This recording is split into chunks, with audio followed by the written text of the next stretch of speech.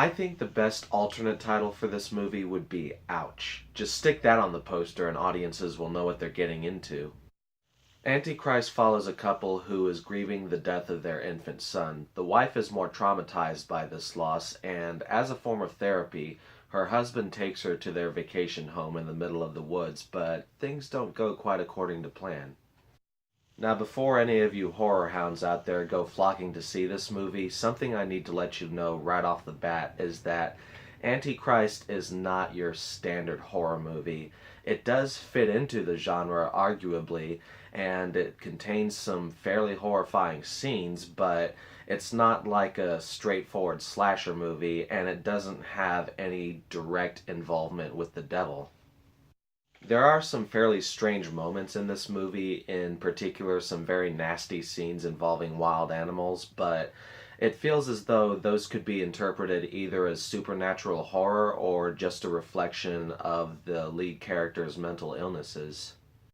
Something about this movie that's either going to make or break it for a lot of people is that it is a straight up art house movie and it's a very slow burner.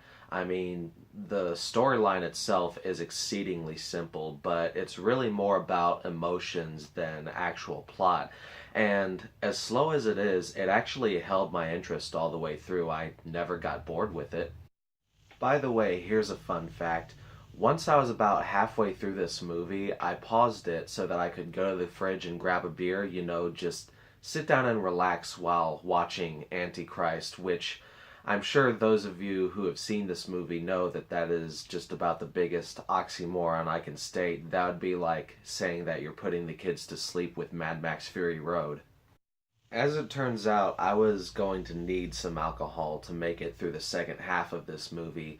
Not that it was bad by any means, but I'm sure some of you remember back in 2014 I reviewed a French film called Martyrs and claimed that that was the most disturbing movie I had ever seen.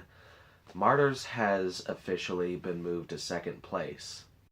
Yet another thing that is going to turn off a lot of people about this movie is that Antichrist has some of the most graphic depictions of sex and violence that I've seen in a non-pornographic film.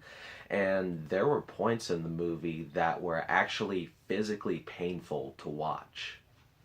It isn't just being graphic for the sheer sake of it, though. There is actual meaning to it. The director himself said that in his mind there was simply no other way to film the more violent scenes of Antichrist, and really the entire film is meant to symbolize anxiety and depression, and for my money it does a good job at making me feel anxious and depressed. There's also a more obvious social commentary in this movie about the ancient societal belief that all women are evil, which, by the way, if you or someone you know holds that belief, then Antichrist would be the perfect horror movie for you. Overall, Antichrist is not a fun movie to watch, and it's certainly not the type of scary movie that you could watch with your grandparents, but personally, I liked it in spite of how dark and depressing it was. I guess that I'm just a freak that way. I would say that if you're a fan of The Witch and you're okay with graphic depictions of sex and nudity, and you're okay with watching a slow moving plot, then this film does come recommended. And that's all I've got to say about the movie. I hope y'all have a good one.